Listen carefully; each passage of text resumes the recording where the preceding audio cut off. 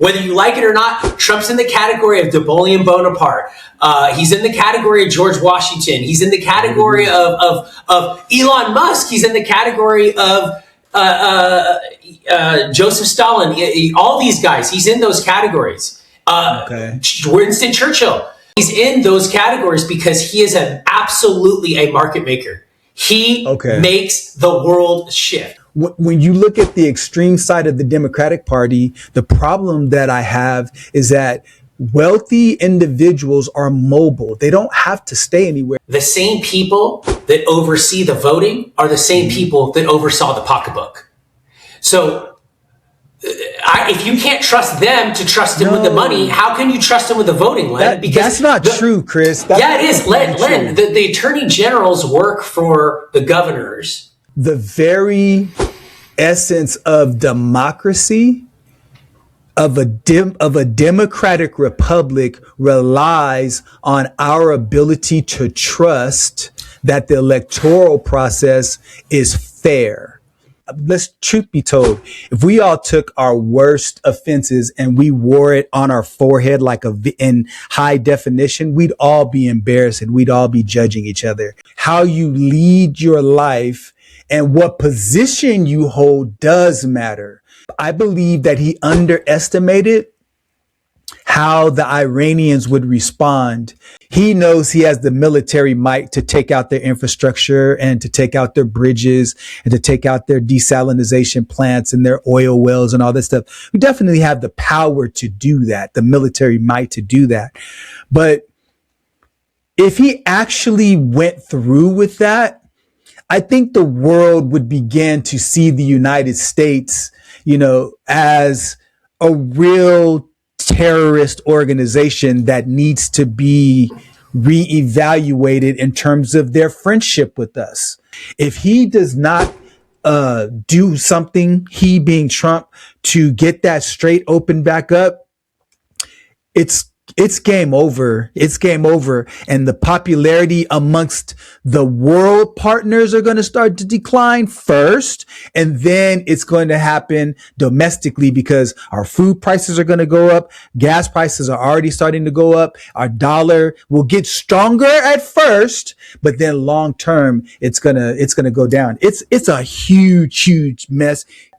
This preemptive attack that just happened, if not taken care of properly, is going to have worldwide repercussions. And the United States is not going to go unscathed. I believe that in doing this, if it goes wrong, the new world order will forever be shifted, and the United States, at least temporarily, will not be on top of that new world order. They are at war. They're an ancient civilization. They still operate as an ancient civilization, just like Sharia law. And people in America that are sympathetic to that crap, we should put them through Sharia law so they could see what it's like. Because half the people in America would be dead today if they were judged on Sharia law. We can't just go and bomb people to oblivion just because they have these thoughts about what they can do. I think the best way to operate with a bad actor is through diplomacy. Those folks in that area of the world, those countries, those leaders need to step up and be leaders. I agree. And they need to govern each other in those areas of the world because they would need our help militarily. Welcome to the Family Office, planning for the people who matter most. He's low-key talking exactly about what we're going to talk about, which is the wealth tax stuff. Specifically in my favorite state that I just departed, where I can't even believe. You love the weather and the sun and how beautiful things are. Except for gas prices. You know what? Hold on. That must have hit you hard. I cannot even believe, first and foremost, not even gas prices. I cannot believe how insane expensive it is in California for everything, by the way, not just gasoline, everything. Food, yeah, it's expensive. And the quality is just not there for me. So I'm like, except obviously when you're dealing with like a national thing, but if you're dealing with like a local thing, I'm just like, what's going on here? Were you in the IE or were you in San Diego area? I was in LA area. So Okay. I was in Huntington Beach, Got it. Oh, yeah. You're going to really get hit hard. and then I was in San Bernardino because I was in Upland, and then I was Okay. in Ontario. So I was in all those areas that I guess you could consider the IE, being close to the inland. I mean, Riverside, but I didn't go into Riverside. I was in San Diego. I didn't get a chance to go to San Diego. I didn't get a chance to go to San Diego. Okay. But I'm sure it's just as expensive there, if not more. Oh yeah, definitely. Well, man, let's get into it, man. You know, you brought up Elizabeth Warren and the wealth tax and everything that's going on with that proposal. It's not law, obviously, but what are your thoughts about it? Well, I just think that it's funny that, and we talked a little bit about this, I think last week or the week before. I just think it's absolutely hilarious that all of these political leaders, I don't even want to call people Democrat or Republican anymore because it doesn't even really matter at this point. I mean, that's just kind of maybe your general camp that you're in. Like, I almost feel like political classifications are almost becoming scientific now. Do you know what I mean, Len? Where kingdom, order, phylum, class, genus, species, kingdom, order, family, class, genus, species. Like you're not just a Republican now or a Democrat now. You're a this type of Democrat that sides this way, that does this, right? It's like there's so many different types of, in the power to not label people, right? Like labels are for soup cans, right? And that whole thing, and to not post that, we've gotten so far away from that by giving people so many more labels. Okay. I still do believe there's some very stark ideological differences. Well, yeah, of course, you fall into that general, but wait. But there are lots of divisions within both ideological camps, though. Okay, sure. But wait a minute. Definitely. Can you really say that with the Democratic Party today, or even in the Republican Party today? That the Democratic Party, I don't think has a general thesis or idea or ethos or energy about it at all right now at this point. I think, if anything, if you look at the Democratic Party, I think they're fighting against the going extremely to the left and staying more centrist like Kennedy was. And I think that Republicans on the same side, you have these extreme, the rhinos or whatever you call them, or neocons that want to bomb the shit out of everything and continue to have the industrial military complex and all that stuff. And this new style Republican Party that is led by Trump, that's like, dude, cut the fat. Who cares about all the BS? Cut the red tape, make business work, make capital cheap, make investment work, and make everybody's life great, and make everything cheap and fast and easy, which is the 80s of America, right? So I don't know if you have the general thesis anymore, besides maybe you could say Republicans lean more to the right and Democrats lean more to the left. Maybe that's the general ethos of each party, but I don't think either of them have a more solid commandment. I mean, obviously the Republican Party did or does or still kind of does, but I don't think any of them have. So to label any of them, Len, I think I know this is off the topic of wealth tax, but it does, because these are the people that are actually talking about creating wealth taxes that aren't even wealth taxes for billionaires. They're wealth taxes for middle-class people. They're wealth taxes for everyday people. Well, I think there are more and more divisions between the Republican Party and the Democratic Party. So in general, I would say the general Democratic, thesis on the Democrat side is the goal is to make sure that there are programs that support those who need that social safety net, specifically in education and healthcare and retirement. And we want to make sure that we have programs that support them. And also, now you get to the extreme left, which is more of, we want to make sure that government plays a stronger role in providing that type of funding, because people that don't have the ability to fend for themselves, we want to make sure that we take care of them.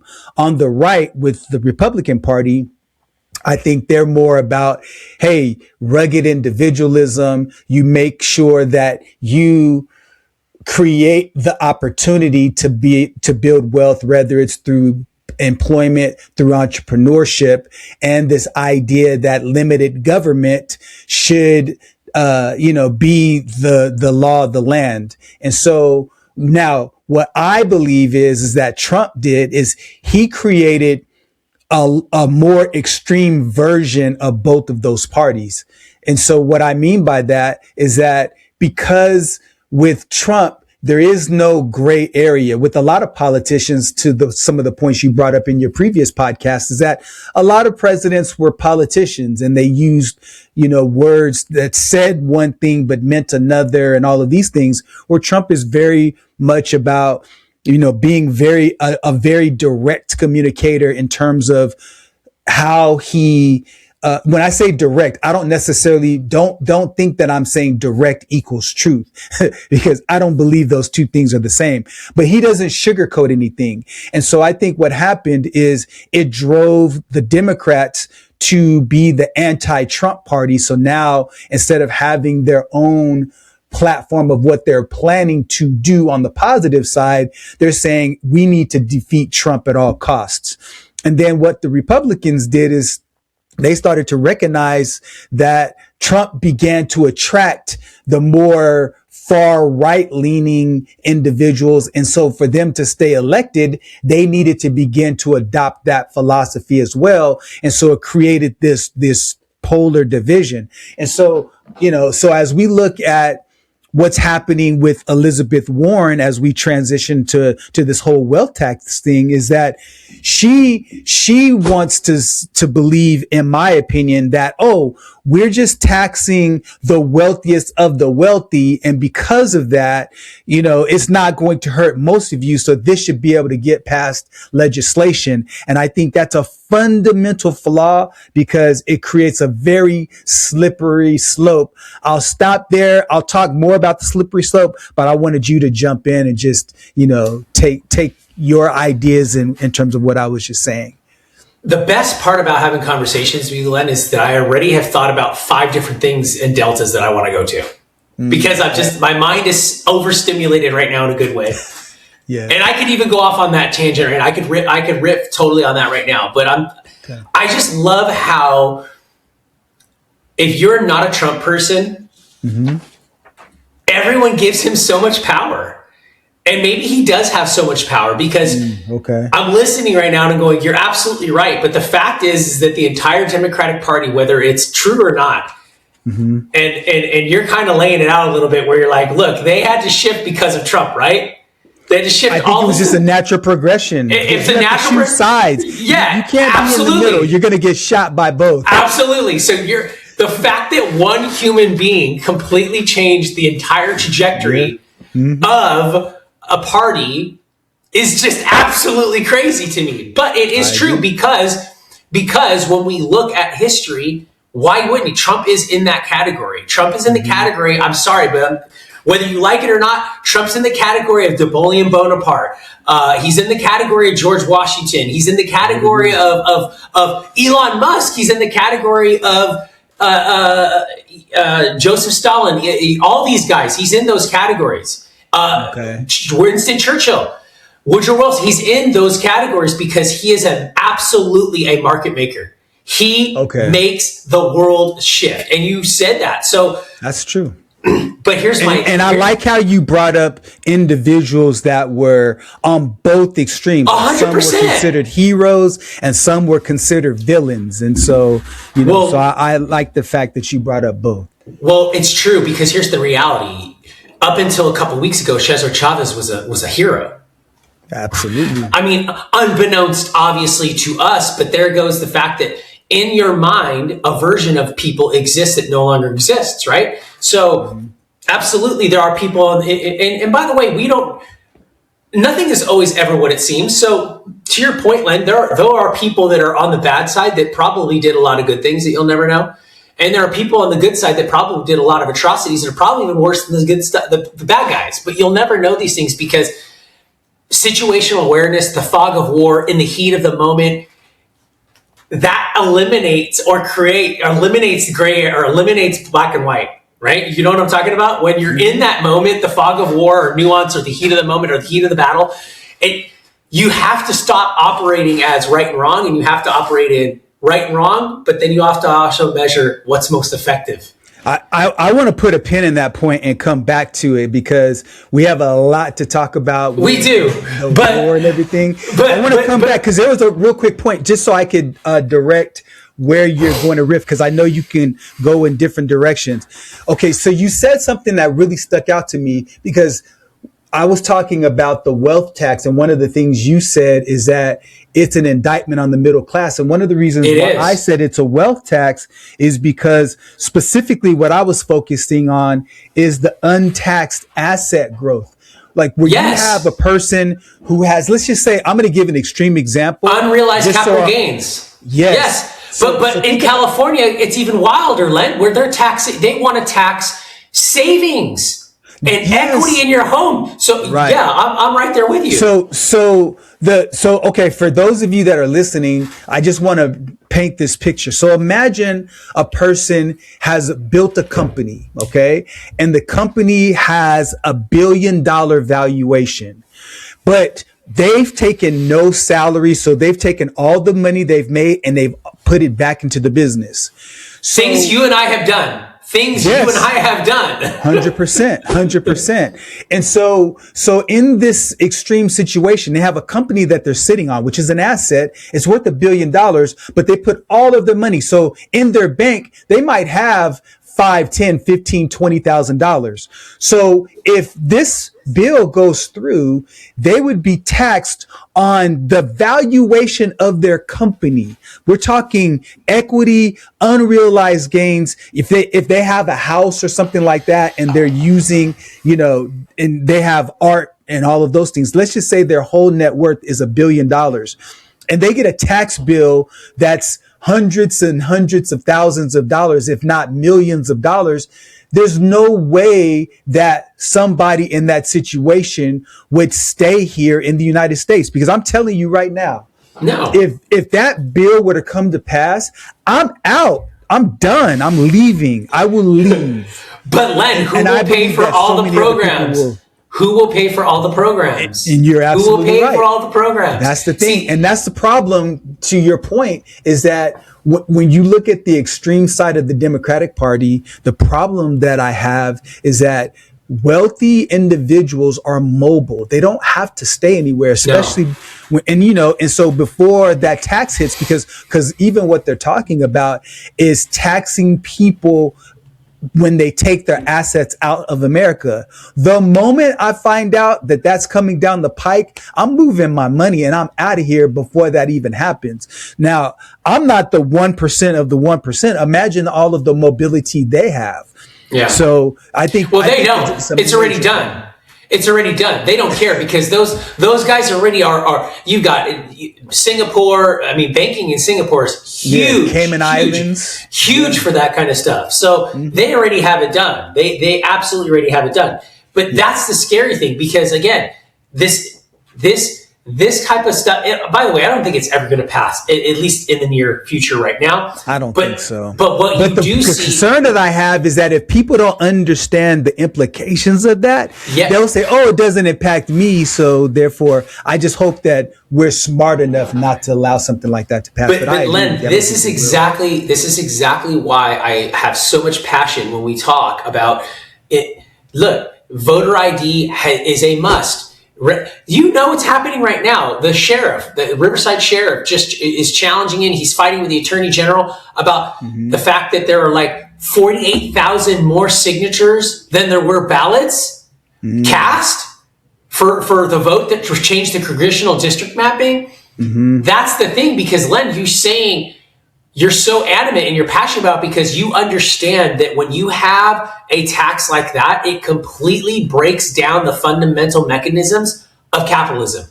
Because if you do something like that, that's like taking oil out of a combustion engine. It's like trying to run your diesel engine on regular gasoline. It just will not work. Right. So, and you understand that. But the scary thing is that everybody has to realize, and that most people don't realize, is that when you give all of this rhetoric to the colleges and you allow the colleges to do what they've done, and you allow this woke ideology, and you allow the weird crap that we allowed during COVID and the government control and the government out of crazy control spending, all of this stuff creates the environment for this. and then you look at the voter fraud that's happening, and you look at the illegal immigrations, the millions of people being allowed to come over here with getting set up on social programs, our social programs, we're paying ourselves to vote ourselves out of control of our own company, essentially our country. Because these guys are going to be replacing the voter rolls, Len. So who cares about what anybody's saying that actually votes? Because all the votes are fake. And of course, they're going to vote for these people who have this agenda to push America out of power and to push it into a social state and to make socialism this kind of this movement and thing. It's not done the way we used to do it in wars. It's done by changing the voter rolls, changing the voter rolls. And Elon Musk said it. Elon Musk said, he said that's why he got involved in this election with Trump. Because if Kamala Harris would have got elected, Len, I guarantee you and I would be talking very differently right now. The world would be talking very differently right now. In fact, I wouldn't doubt it that the Ayatollah would probably be in the White House right now with her. Stop it, Chris. Stop it. Okay, I gotta put an end to that. Now, here's the thing. As it relates to voter fraud, I think you've been drinking the Kool-Aid about how widely distributed it is. Now, having said that, so let me finish my thought. I do agree that there definitely needs to be the identification necessary to be able to vote. I think that the process needs to be streamlined so that everybody has equal access to be able to vote, because there's shenanigans behind that policy. It's just like the whole thing went during the Civil Rights Act when they had these conditions to be able to vote. You know, before you had to be a male, then they had these educational requirements that you had to do in order to be able to vote. This is just another iteration of that. But even with that, I think the most extreme position of that is that they're trying to use that as, you know, a way to disenfranchise people and stuff like that. I think there's a bit of that, but I don't think it's as extreme and as emotionally put as the extreme position on that. So, but here's the thing.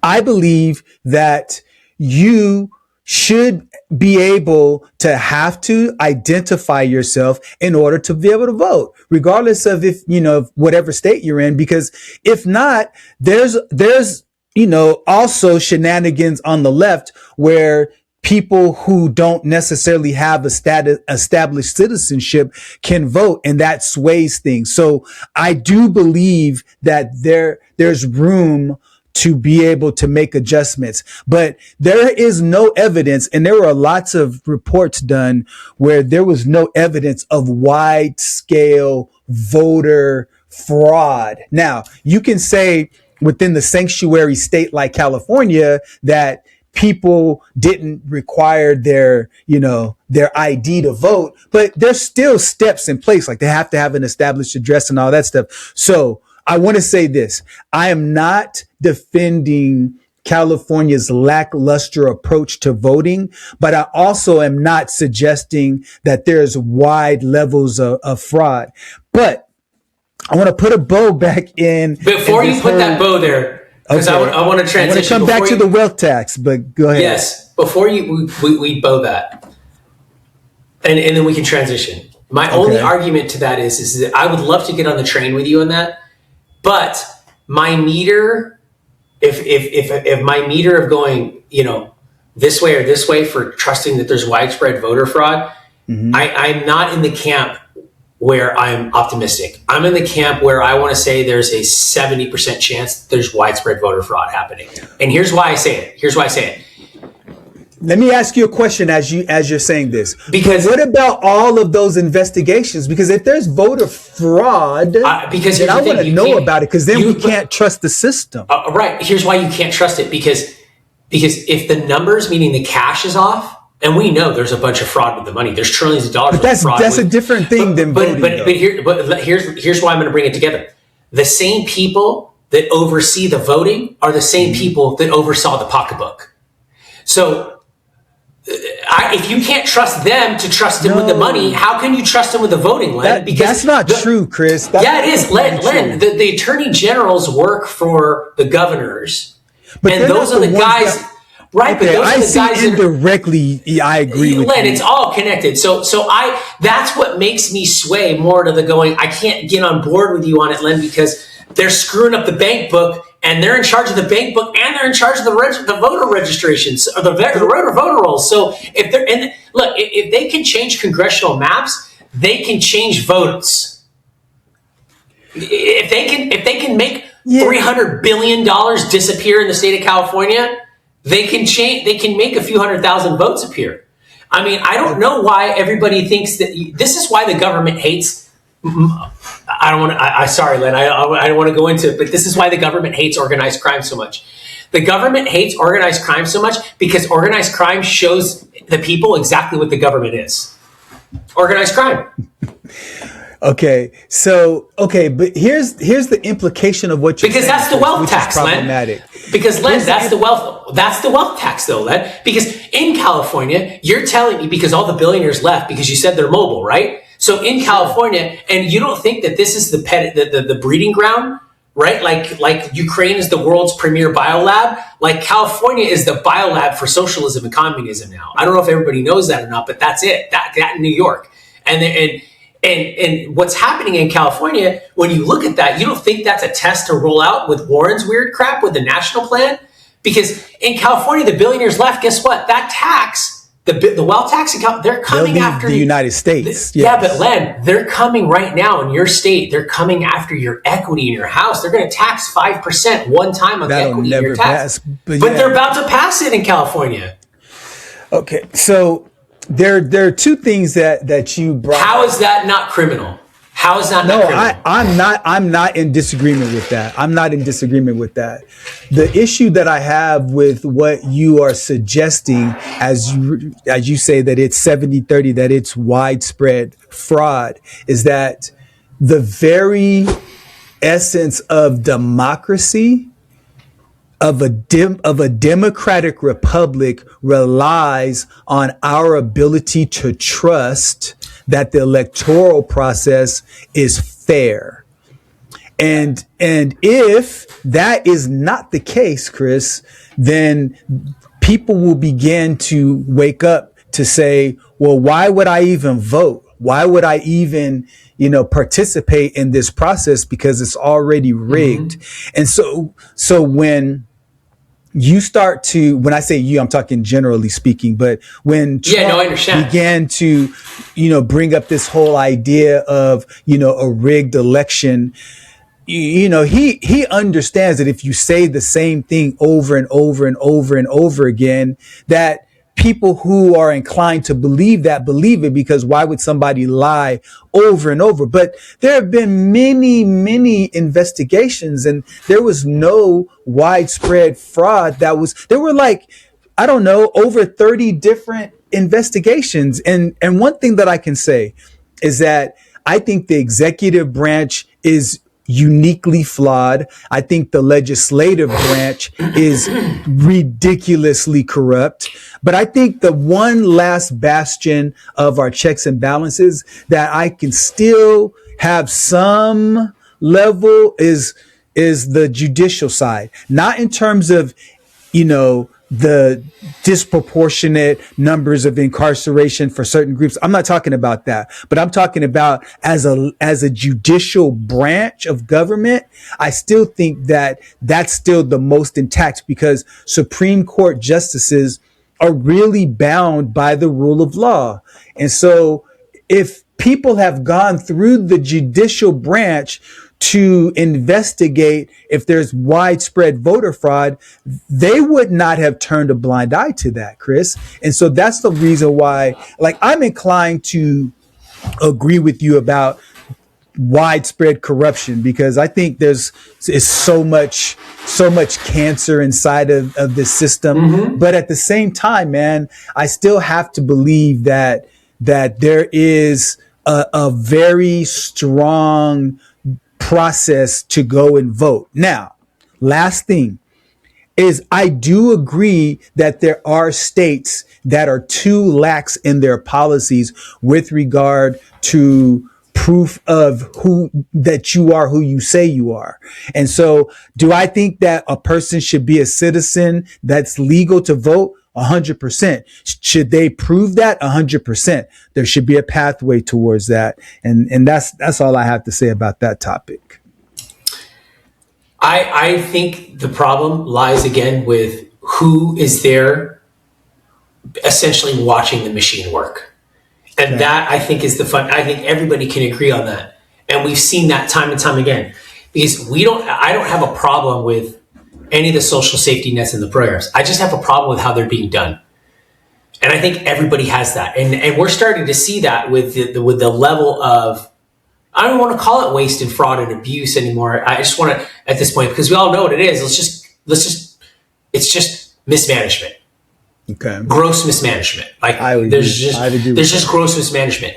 And the fact that any politician wants to float any type of idea around where they want to tax wealthy, it's never a wealth tax on the billionaires. It's always another way to tax the middle class. It's another way to tax those people. And it's temporary. When the income tax came out, it was supposed to be temporary. And no tax is ever temporary. Mm-hmm. You think, and nobody ever thinks about the amount of tax they pay. Every time you do something, you pay taxes. You move, you pay taxes.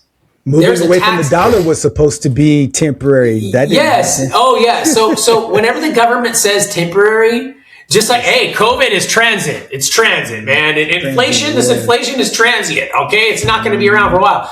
The government has no idea. It's almost like the do exactly the opposite of what they say to do, right? Because it's just, and I get it. They're in a tough position. They have to. There's a lot that they have to do. There's a lot of people they have to make choices every day. And when I say they, collectively, that impact 350 million people plus the rest of the world. But at any rate, speaking of impacting the rest of the world. I mean, I don't know. Maybe we could change it and talk a little bit about something salacious first, but just to kind of humor each other a little bit. But because it is definitely tabloid worthy, but I just cannot believe. First and foremost, I can't believe Kristi Noem and the scandal with her husband. You saw that, right? With the whole cross-dressing thing and everything. It's true. Mm-hmm. And then her affair with her aide and all that stuff. And I don't want to talk about people. That's whatever they want to do is whatever they want to do. Obviously, they're public figures, so it's going to come out in the public. Mm-hmm. I just think it's just crazy to me because that to me seems like a hit piece. Like someone took her down. So that's a hit piece. Like that's a political hit piece. Like somebody took her out. Like to me, the most interesting aspect of what's going on with Kristi Noem is just the fact that she got real brazen. She pissed somebody off and somebody freaking that knew stuff took her out. And that's just like, to me, that's fun to watch because that's like a Netflix documentary or a spy movie, right? I mean, that's some real world stuff happening in the world, but everybody's so fixated on the fact that oh my God, who cares? Do you know how many people are, everyone forgets all the news anchors getting caught touching themselves and being naked and all this stuff on during the Zoom days. You think I love how people think they're such saints. They're like, they're just doing what they normally do. You think she didn't know about? She knew. They all knew. Hey, Dad's got a problem, right? They all knew. Mm-hmm. But that's a political hit piece. So to me, the entertaining thing is don't talk about the people, talk about the whole crazy thing that's happening with that. But to me, what's disappointing to me is the whole Bondi thing. With Pam Bondi getting axed and the way, and by the way, I love the way Trump does it because Trump does it in a way where everyone's so thankful for him when he fires them. They're so happy about it, right? At least the ones that have their heads on their shoulders. I just am disappointed because I was a big Pam Bondi fan when she was AG in Florida, when she was working with DeSantis. I thought she was great. And I thought, damn, she's going to come in here and kick ass. And she didn't. And then whatever it is that happened. But I'm glad she's out because I don't think she was effective at all. I think she from the get-go with the holding the files up and everything and we have it. And then going like, she she was marked for death from that day forward. And the fact that she gimped along this long, I thought she was going to turn around, but she didn't. So where are you at with it? Because I know you're not a huge Bondi fan or a Kristi Noem fan. Yeah. So with Kristi Noem, as it relates to her husband and her affairs and all that stuff, that's not even a blip on my radar, because I understand that as human beings, man, we all have our flaws, and, we have specks in our eyes and we see the big plank in other people's eyes. But let's truth be told, if we all took our worst offenses and we wore it on our forehead in high definition, we'd all be embarrassed and we'd all be judging each other. So as it relates to all of that stuff, I would prefer not to know about it, but the fact that we find out about it, it doesn't make me think one way or another of them, because people are people. Now, how you lead your life and what position you hold does matter. So Kristi Noem being, over Department of Homeland Security, what she does in her personal life, I could care less. Now, the president of the United States representing the country, you should be buttoned up because you represent all of us. Department of Homeland Security does not.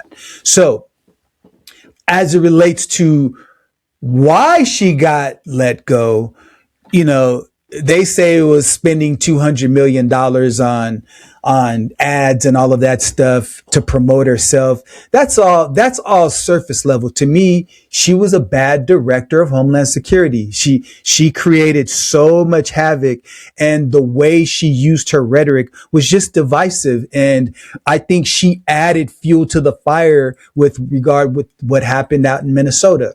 Now, going to Pam Bondi, I have a whole different level of disdain for her and what she represents, because in my opinion, based on the facts that I've seen and studied and read, it appears as though she was covering up with the Epstein files. And I have concerns that there are people in political office, including Donald Trump potentially, that is exposed in those files, and that she was doing his dirty work.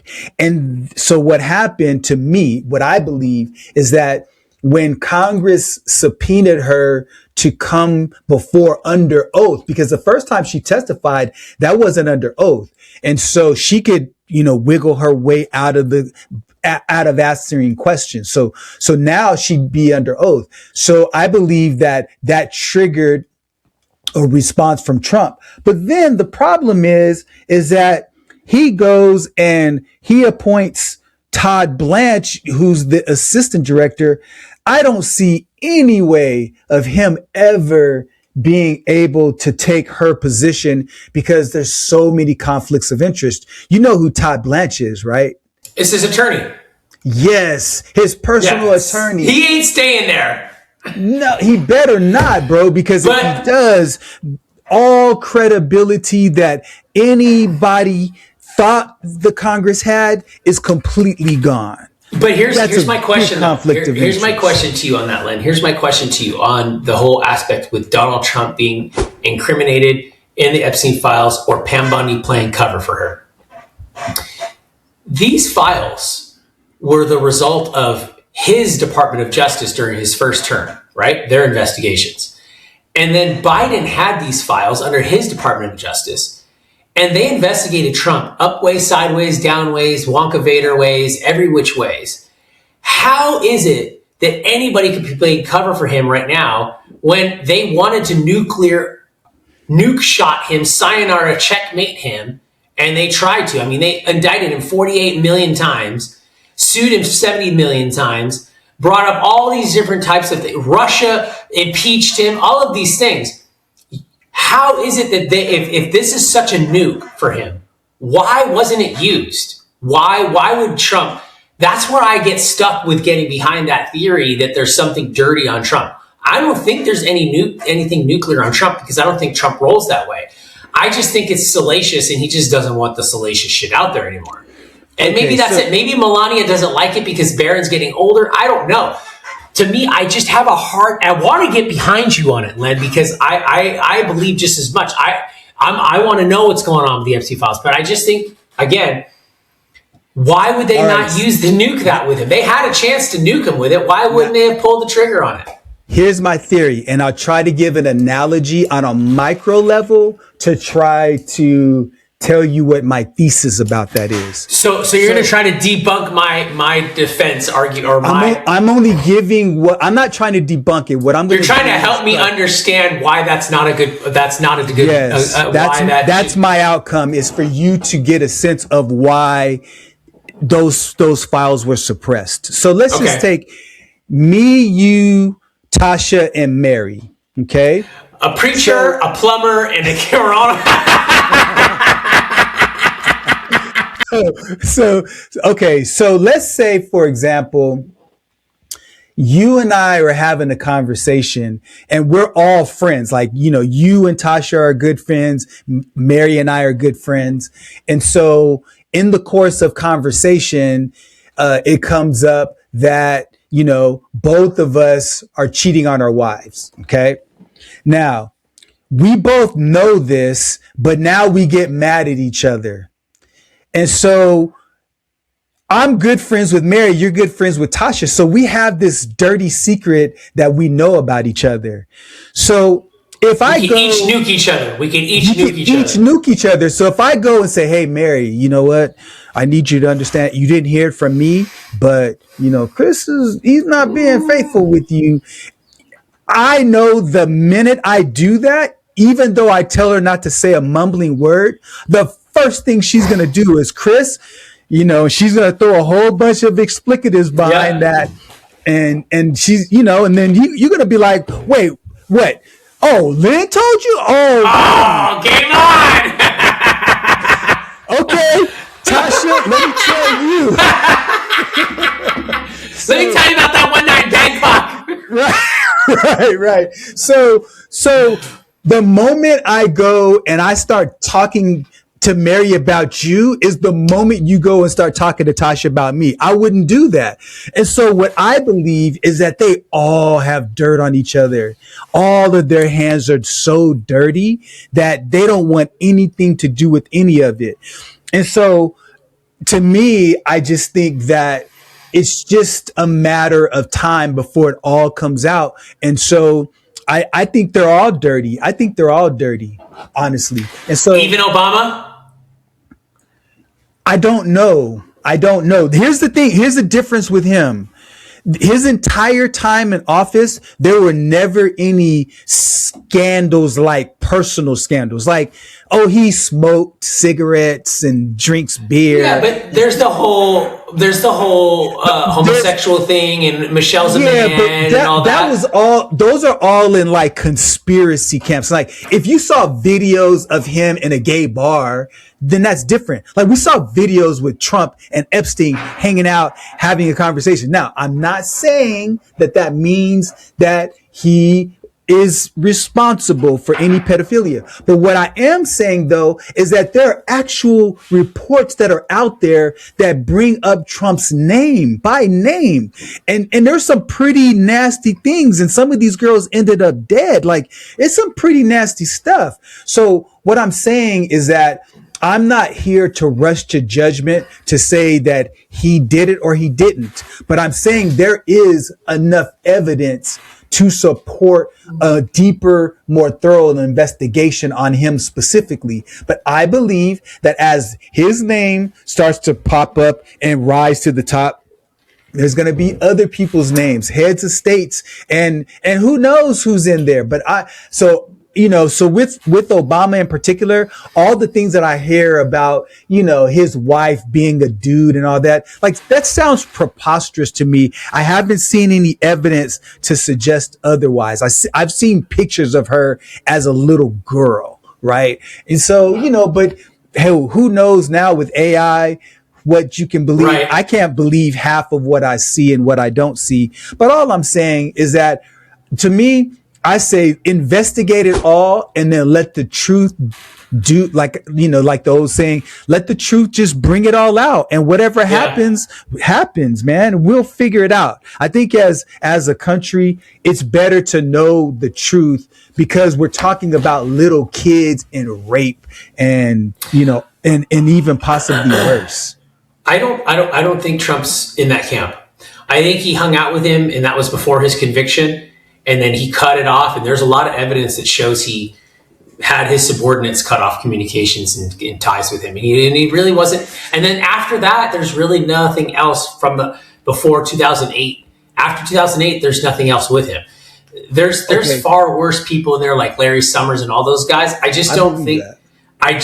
Trump. It doesn't strike me as one. It doesn't strike me that way. I think he's a. I think definitely he's sexist. I definitely think he's a ladies. He's But he was born in a time where that was the currency. Men were, in America were built up that way, during the 70s and the 80s. So I think that that's where he's from. But the thing is, to me, is Trump's been the same today as he was back then. Nothing's really changed. So, but let the investigation bring out those other 3 million files, and then here's the thing, though: if you unredact all of those files, and then if he's clean, cool. But here's the thing, though, Len. Trump's been investigated and indicted so many times. He's been investigated and indicted more than anybody else in America. If you do that again to him, it's checkmate for whoever does it to him, because people are sick and tired of it now at this point. Nope. Can't. If what the do Democrats you mean? take over, because no way, man. Happen. No way. You'll have revolts, dude. He has immunity right now. He has immunity no matter what. He has immunity no matter what, though.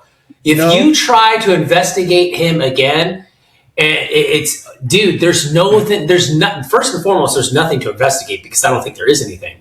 I mean, because they would have found it. Though. You can't say that. How? I just don't know. I get your argument with, they're dirty. I'm dirty too, so therefore. But they would have found it. They would have nuked him. They would have nuked it with him. Len, they accused this guy of treason. They tried to get this guy for treason, Len. They tried to get him for collusion with the head of state from Russia. They tried to get him for treason, Len. You don't think they would have went, let's get him on this pedophile thing? There's absolutely, I can't stomach the fact that there's just no way.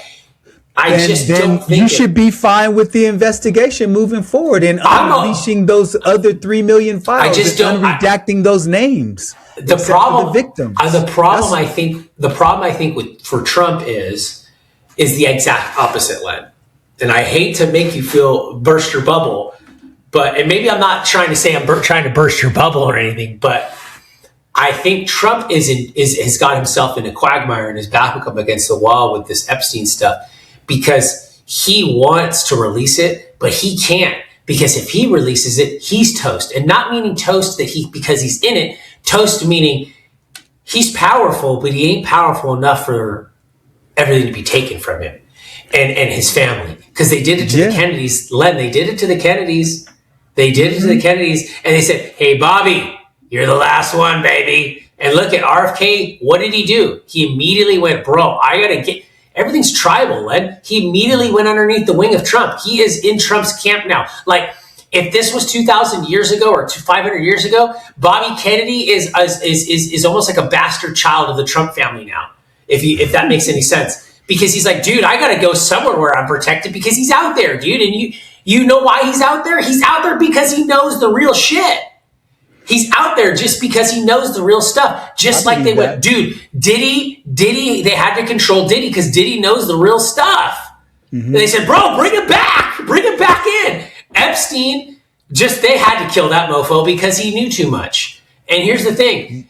Trump can't release the files, Len, because the people on the other side that like to virtue signal all the time, and the party of, we're so great and everything's nice and we want to tax the wealthy for you. No, they want to tax it for them and not you. That party that pretends whenever somebody gets you, Len, if someone comes at you sweet in terms of endearment, you automatically get on defense. Why? Because they're buttering you up, dude. They're buttering you up. See, the world is so naive, and I used to be one of those people where someone could give me a term and oh, you're so handsome. Oh my God. I'm gonna say, wait a minute. Let me hear these words first, and then let me back it up with their actions. Not actions for a day, but for a few months and a few years and a few decades. The problem is that party that virtue signals is not. They're the exact opposite of that. And that's why Trump can't release those files, because they do have a lot of power.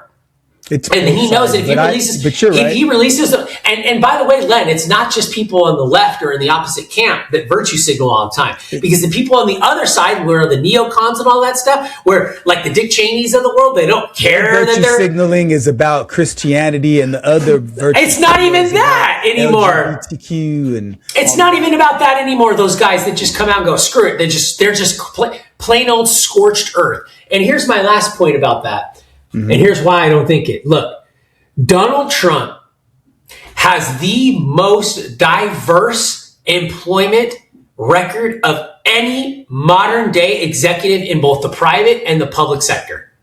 Tell me an executive like Donald Trump that has hired more women, more minorities, and more people that I don't even know what to count in the LGBT community than Donald Trump has. Dude, sixth in line for the presidency is Scott Bessent. He's homosexual, the Secretary of Treasury. Probably one of the best Secretary of Treasuries you've ever seen in modern times, Scott Bessent. He's homosexual. And Trump gave him that position. Oh, but Trump's a misogynist? Nothing is always what it seems. I don't strike it. Len, he just doesn't strike at me as that point. I think it goes the other way. But most importantly, Len, and here's where I think you've got ground. And I'm getting a little weird about it, okay? My slider, right? If we don't get this exit ramp out of Iran soon, that is the linchpin. Because that shit is ugly, dude. And it was ugly. It's ugly today. We're talking about total annihilation and bombing and like, we got to get out of there, dude. And I still am firm on my coalition belief, but that's the problem, I think, is that whole conflict now. But Trump, it's still not the end of May, so I'll turn it back over to you, Len. Now that I've said my piece on that aspect of things. Okay, so as it relates to your president, Trump, I believe he's your president too, though. He's your president too. But just like I'm an American citizen. I'm an American citizen. Yes, but when I say your president, I mean like you're on his camp. Like I'm in his camp. Okay, yeah, I got you. That's what I mean. I don't mean like I'm not an American citizen. I say that, Len. I say that just because there's a lot of people today that would go, "He's your president too." So we're not saying that concept. Just for clarity, I know that.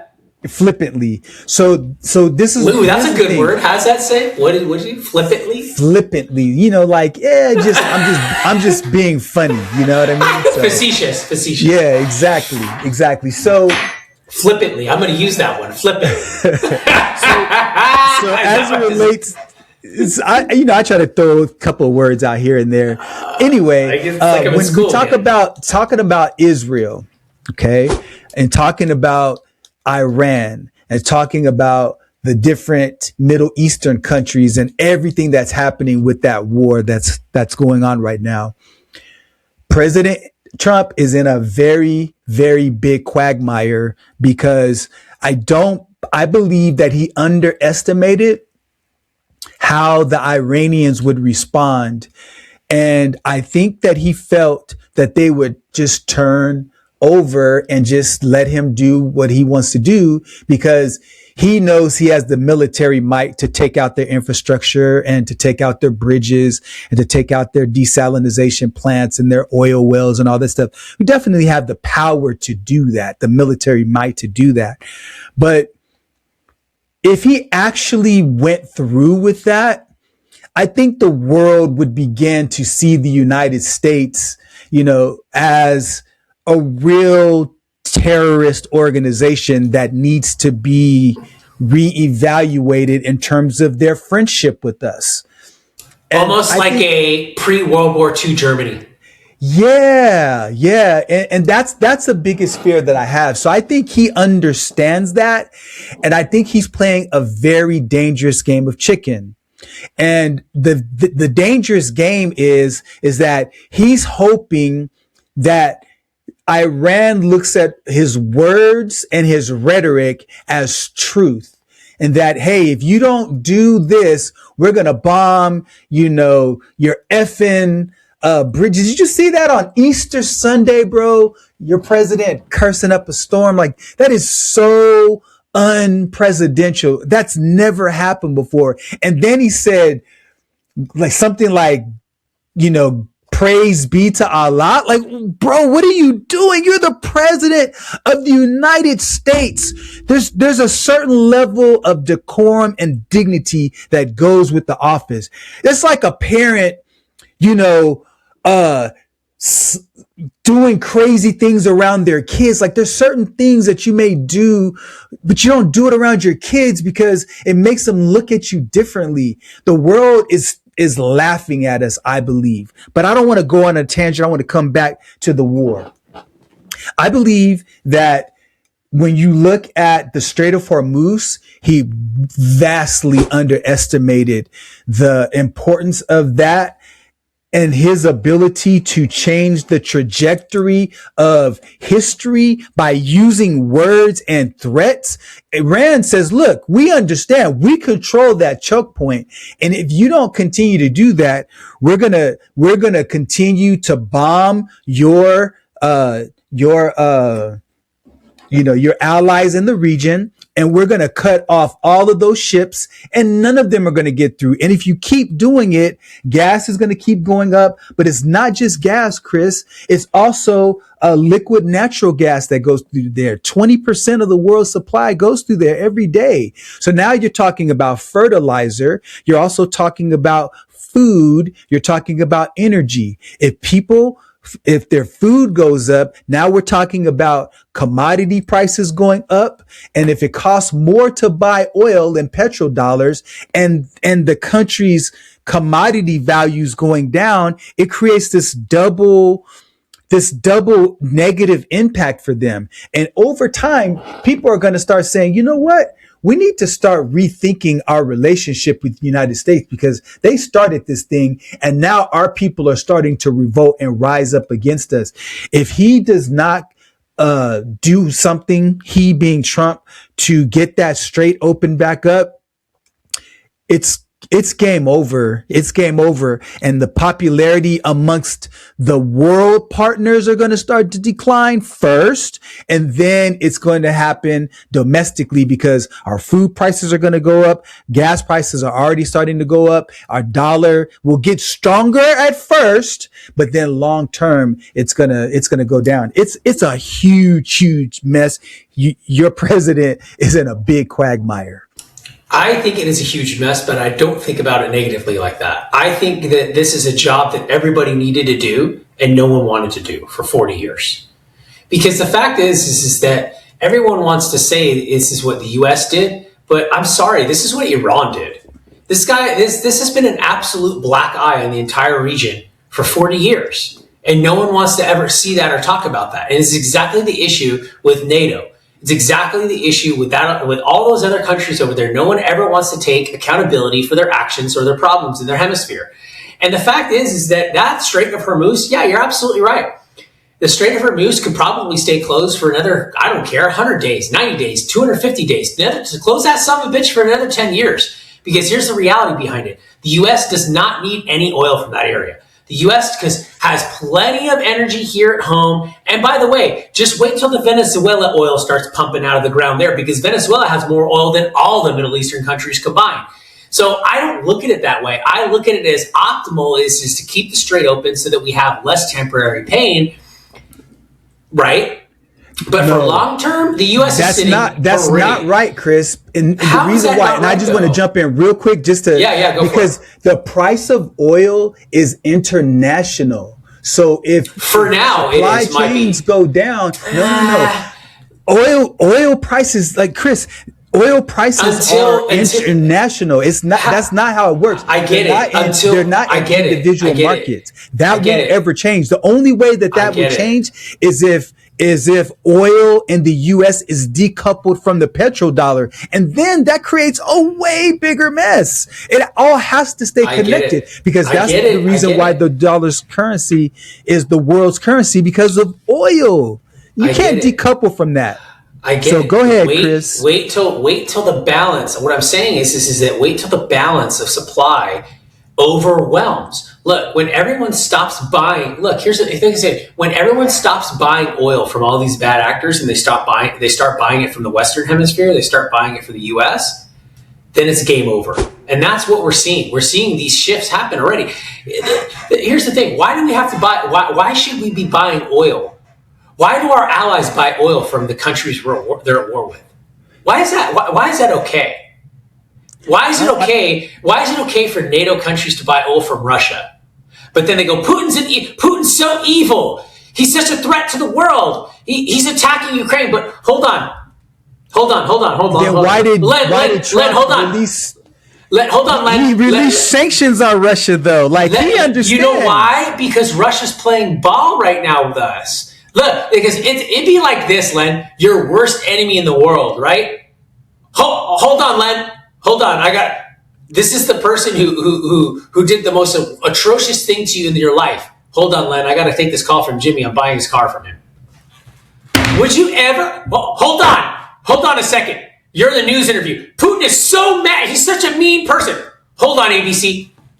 Yeah, Vladimir. Yeah, we need 100 million. We need 100 billion barrels. Yeah, 100 billion barrels. Yeah. Send it over. My Secretary of State will sign it. What am I doing right now? I'm going to go to the spa, but right now I'm trashing you on ABC News. All right, cool. I'll see you later. Bye. How is that okay? They do that all the time, man. But see, that's the problem. No, all the time, and then they shake. But we're not buying anything from them. But the sanctions. But Len, we're not buying anything from them. We're alleviating those sanctions so they can. Of course. Remember what I said. What's the new alliance? U.S., Russia, China, India, Japan, and then soon the Middle Eastern countries. Look, the old world is out. It's dying. I don't see it that way, Len. I don't see it where all. But I do think we need to get out of it because people are short-term and they're fickle. Look, the mob is fickle. And the mob in the United States is fickle right now for multiples of reasons. We're aggravated for a lot of reasons. A lot of them is the fact that a lot of the fraud in America, right? That sucks. And a lot of the crazy crap that's going on.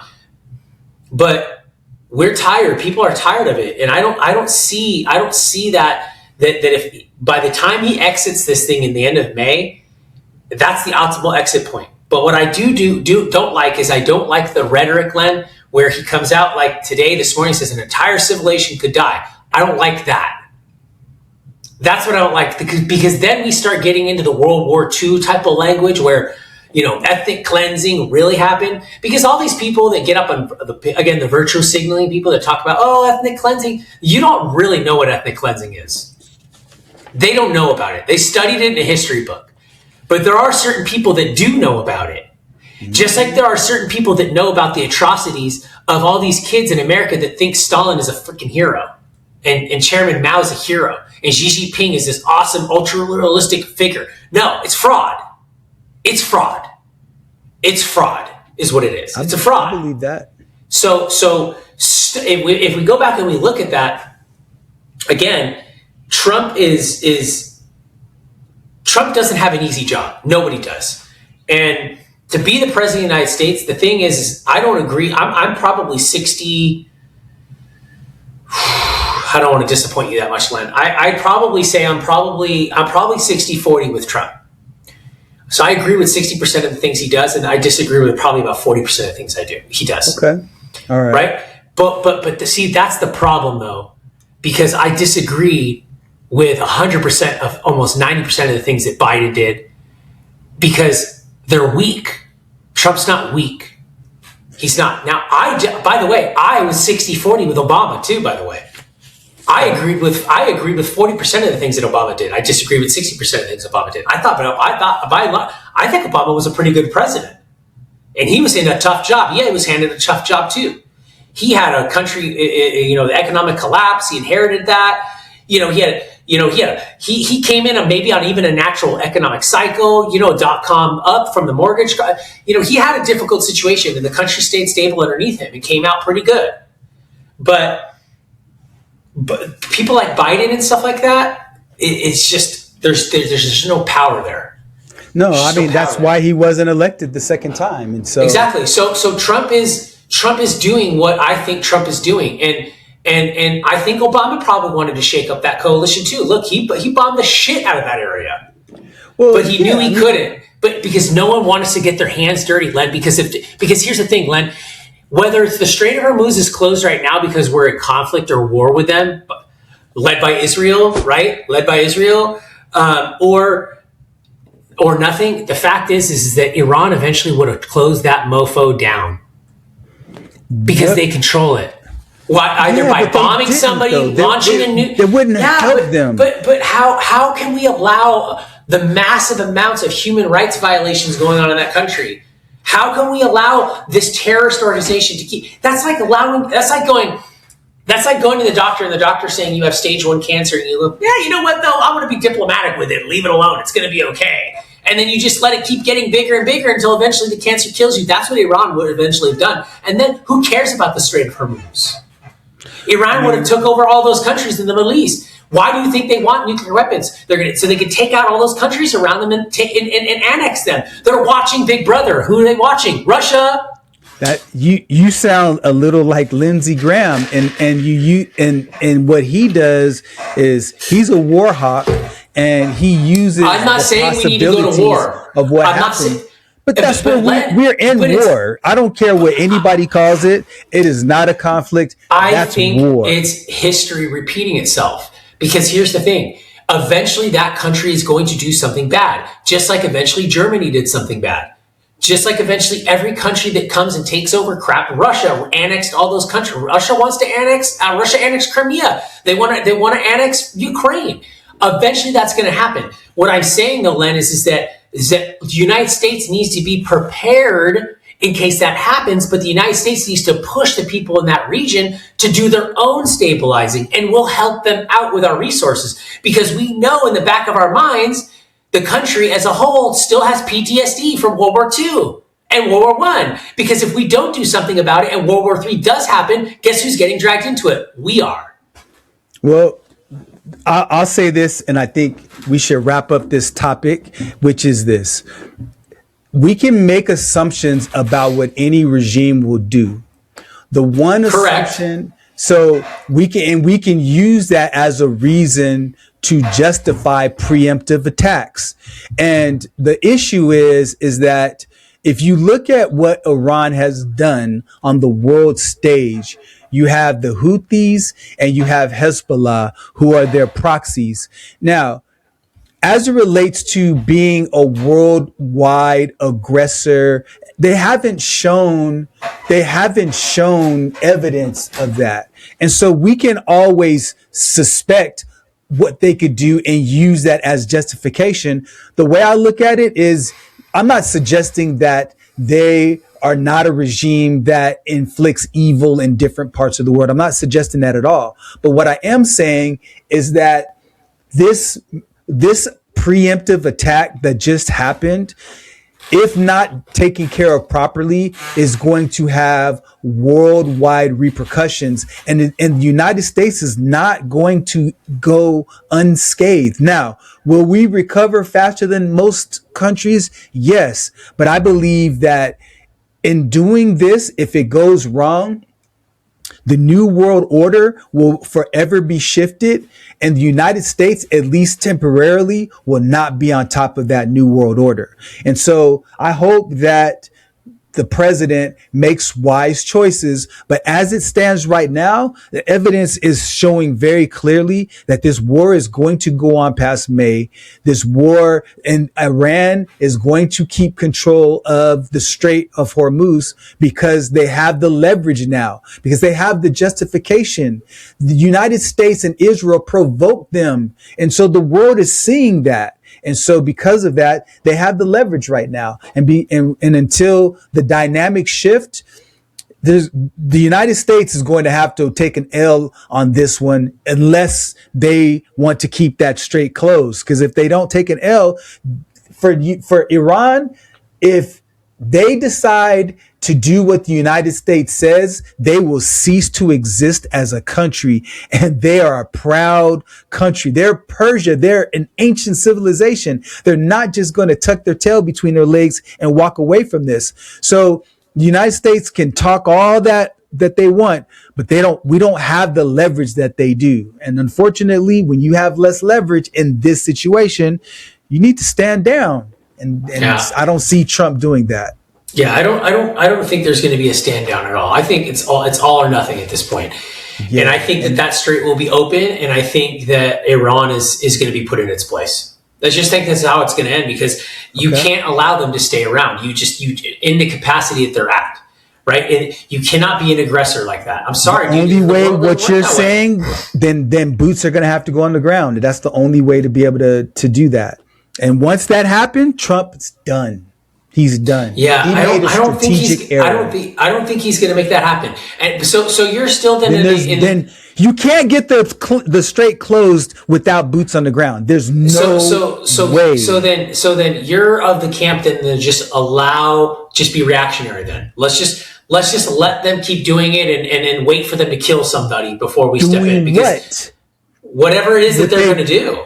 That's the thing, though, Chris. We don't know what they're going to do. But we do know the terrorist activities, the atrocities, the genocides, the ethnic cleansings, all the things that country has done, and allow them to continue to stranglehold that part of the world and be an unstable thing, just like North Korea. Just let them keep doing those things, because we'll just ignore it. To me, it's like, I just don't know how you can stand there and allow a bad actor to continue to be a bad actor in your area without taking him out. Well, Chris, because how are they harmonizing with anybody? How are they harmonizing with anybody if the United States consistently got up on a state level and said death to whatever country? You don't think that would eventually become inconsiderate, or eventually somebody's going to say, hey, America should stop saying death to Japan or death to whatever? Like, I don't understand how anybody thinks that that's okay. I don't understand how anybody thinks that we can allow that stuff to just continue to keep going on and then go, oh, wait a minute, what's going on here? It's kind of almost like what's going on in the UK right now. They just allowed this mass migration to happen, and they have Sharia law in London now. How do you have two conflicting courts in one country? That's what's happening, because people just kowtow and lay down, Lynn. I don't see how there's any way to deal with this situation in Iran other than deal with it now, because we just keep kicking this proverbial can down the road in that area of the world, and it's okay, and then eventually it's not okay. Then eventually we're all staring up on our TVs one day and going, oh my God, Iran just launched a nuclear missile to Israel. What are we going to do? Or we get up and we watch a news report. And again, I'm not trying to fearmonger or warmonger or anything like this, but they have explicitly stated that this is what they want to do. So we're just all supposed to sit here one day, because we got to understand, and I'm not an Israelite Zionist or whatever it is, but we got to understand their perspective and the U.S.'s perspective too. We're just, and by the way, the people that live in that region, we're just going to sit here until one day we look up at the screen and go, all of Israel has been taken out today, with all the surrounding areas with a nuclear blast radius this big, and the fallout is this big, and now we're just going to sit around and wait for that to happen, because they said they want to do that. So that's why I'm passionate about it, but they have said they want to. So when they openly say we are going to annihilate Israel and we'll kill them and wipe them off the face of the planet and whatever, and by the way, we're building nuclear weapons, you don't think they're going to use those to kill them? Of course they are. It's war. They're an ancient civilization. They still operate as an ancient civilization, just like Sharia law. And people in America that are sympathetic to that crap, We should put them through Sharia law so they could see what it's like. Because half the people in America would be dead today if they were judged on Sharia law. Actually, probably 3/4 of American citizens would be dead if there was Sharia law in America today. So go sympathize with that. That's where I approach it. And I look at it and I go, I don't know, dude, you're screwing it up for all of us. Because if you screw it up for us there with nuclear shit, you're going to screw it up for me here in Texas. And I don't want that. So you know what? Trump, go take them out. That's how I think about it. And I think a lot of people think about that. Now, if they want to play ball and be nice, then cool. But they don't. So when you have someone that could, it's like. But you don't have any evidence that. But Len, they say it. They've been saying this for 40 years. That's okay, until eventually they have a nuke. Okay, but now you sound like Netanyahu, because he's been saying this since 1995 that they're six weeks away from a nuclear weapon. I understand that, but nobody thought that Germany was going to be a World War II when World War II, World War I ended in Amistad Day. People say it's crazy, and he has nuclear weapons. He hasn't used them. I'm not trying to be an Iranian apologist. I'm not. No, I get that. But, no, I at the same that. time, we can't just go and bomb people to oblivion just because they have these thoughts about what they can do. It's just like if you're the big dog and the Chihuahua's barking, like you're not super worried about that. Okay, but the actions and the merits validated it. I haven't seen any evidence of that. What evidence do you have of their actions that suggest, except for what they've said? What have they done to they have violated so many times again the nuclear treaties they signed, the terrorist shit they do. Like it's so in time again. It's that they have violated those things. Don't do this, and they do it. It's like, why do we spend time even contemplating that? And obviously, they had good reason and good measure for it. They did, and then at the same time, you have people violating sanctions to do business through Iran. So it's like, bro, like. And that's the thing. And that's the issue, Chris, is that this world is very ugly, and people say and do what they want based on their own interests. And that's the United States is not. So let me ask you this. Fast forward. Let's wrap up on this one. Yeah. All right. Let's fast forward. God forbid it did happen. Let's just role play here for a second. Let's war game here for a second. Iran, we do sit here and do nothing. We sit here and do nothing. Trump goes through his term. Trump gets out of office. The world is great. The U.S. economy is booming. Everything is awesome. There's peace, supposedly. We allowed Iran to develop, enrich uranium and build nuclear weapons. They're continually shouting death to the infidels and all the crap that they do and blah, blah, blah, blah, blah, blah, blah, blah. A Democratic president gets in, like a Kamala Harris or a Newsom, right? And then all of a sudden, foreign policy changes again. Everything gets soft. And 2 years after Trump goes out of office, and again, I'm just hypotheticals here, Iran launches a nuclear bomb and successfully detonates it over Israel and takes out half the country. And the fallout radius is 100 miles, 50 miles, 100 miles in each direction. What's your reaction now to Iran? What do we do about Iran now? I'm not trying to avoid it, but I'm saying that's the wrong question. And here's why I say that. Because there is enough intelligence to know to what degree they're enriching their uranium. We have satellites everywhere. And before that, Obama struck a deal with the Iranians to have an international body to perform and they don't allow it. And they violated it and don't allow the UN inspectors to go in. Okay. So what I'm suggesting is that I'm not suggesting to do nothing, and I'm not suggesting to go in bombs ablazing. This is how I would approach it. Of course, I have a simplified view because I don't understand all the complexities. Right. I'm not a world leader. We don't know all the information. Sure. Given the information I have, this is how I would approach it. I think the best way to operate with the bad actor is through diplomacy.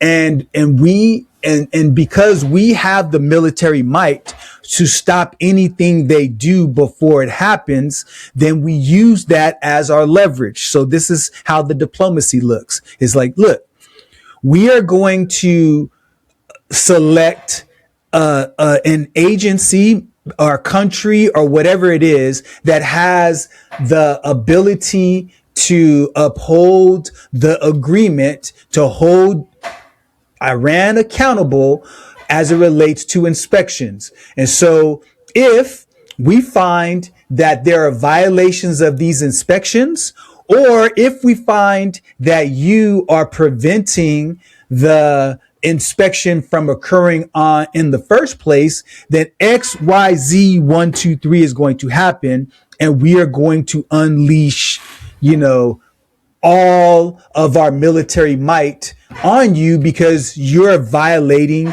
this.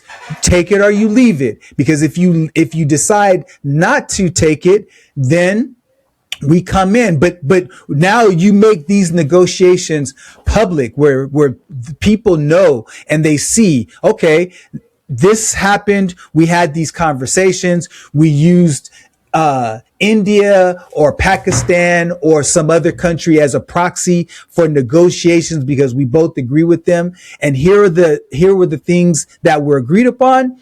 And now Iran stepped outside of it. And here's the proof. We can see these trucks going here. Here's enriched uranium. Okay, now that we all know that it's public, we're going to come back to the table one more time.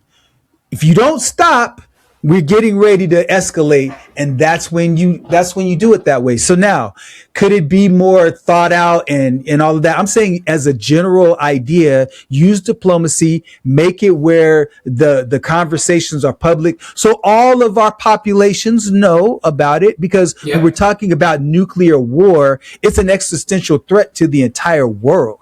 So we do it that way, but keeping a weak milquetoast NATO involved, they can't uphold the law because they can't enforce it. If you don't have an agency that can enforce it, you don't need to even have a rule. And so, did you call them milquetoast? Yeah. I mean, it's true. It's true. But see, Len, I agree with you on the coalition and someone monitoring them and someone enforcing their area of the world. I'm 100% with you there. The problem is that nobody wants to do it. And they sit and we wait until a situation gets to where it is, and they go, oh, don't worry, the Americans are going to step in. But I think Obama was the closest because he used a diplomatic approach. Now, putting, I don't know, $450,000 or $1 million on a plane and deliver it in cash, I would have done it a little bit differently. Hey, Len, that was some of your cash, bro. I know I had some of my dollars on one of those pallets, but how can you not be mad about that? No, I am. But what I'm saying is that I'd rather have a diplomatic approach, but have it where there's some teeth to an international organization rather than my kid getting killed over in Iran trying to fight a war for another part of the country. I don't want our people dying, man. And that's too high of a price to pay. Plain and simple. I agree with you on that. I agree 100% with you. I just think it's frustrating when, again, the simplest way to solve this, and I think, and then, we could wrap up here today, is very simple. It's very easy. Those folks in that area of the world, those countries, those leaders need to step up and be leaders. I agree. And they need to govern each other in those areas of the world but they would need our help militarily because they don't have the military might that Iran has. That's just now. Now that their military has been degraded, I think that's the case. So this would be the time for them to step up. Guess what? America is open for business. We will gladly build because here's what we have proven. If you are buying military equipment from China, we got it to sell. Or Russia, you're fooling yourselves because we already know we could decimate anybody's technology on the world militarily. So that's true. Guess what? America, baby, is open for business. And we will gladly sell you whatever it is that you want. By the way, because we know we have kill switches on everything we sell you, right? but see, that's the problem, Len, is our allies are so stuck up because, again, they're all patriarchs and they're all wannabe freaking monarchs all day long, right? That they go, we're not going to buy it from the U.S. We're going to buy from Russia. Well, I think that so if there was a coalition going to unfold what happens and how everything gets shaken up, because the way that Trump has treated his allies has been a little bit less than stellar. So hey, look, we've gained allies. Putin's lost allies. No doubt. That's true. So I mean, so everybody says he's the biggest thing. We'll see how it all shakes out. But here's what I do know. Look, America is strong, and let's be proud about and thankful for the things that we have. But at the same time, let's not forget the bigger picture, and that is staying patriotic and making sure that you're being a good citizen in your community. I could not agree with you more. And I think the most patriotic act is to hold a country accountable to uphold and maintain its ideals. I think that's the most 100%. Patriotic thing you could do. 100%. So with that being said, Len, want to go ahead and lead us out today? Well, no, go ahead. You got it, man. All right. Well, again, always a pleasure having these conversations. Although I know that, like I said, I was overstimulated in the beginning. There's a lot. We could go back to that. But look, if you like this type of content or you are looking for comments, feedbacks, we're always looking for that. Go ahead and share it, like it, subscribe it, share it with somebody. Or again, the goal here is to have a conversation. We are not experts at any of this stuff. We are just having an open conversation about it, about how it affects us in our current world, just as ordinary, everyday citizens of the United States, people, friends, business partners. So wives, kids, family, people leading families. And that, I think, is the ability for you and I to have real conversations and have discourse. And then at the end of the day, we understand that the one thing is still the one thing is that we're Americans and we're here to have safe neighborhoods, be prosperous, and take care of each other. So with that being said, Len, I always respect and appreciate our time today. It was a great one. I'll see you on the next one, sir. Have a great afternoon. Have a good one. Conversation has given you clarity on your next steps. Please share this episode with someone who's walking the same path. Don't forget to like and subscribe so you won't miss future episodes. And remember, planning ahead isn't just prudent, it's an act of care. Thanks for joining us, and we'll see you next time on The Family Office.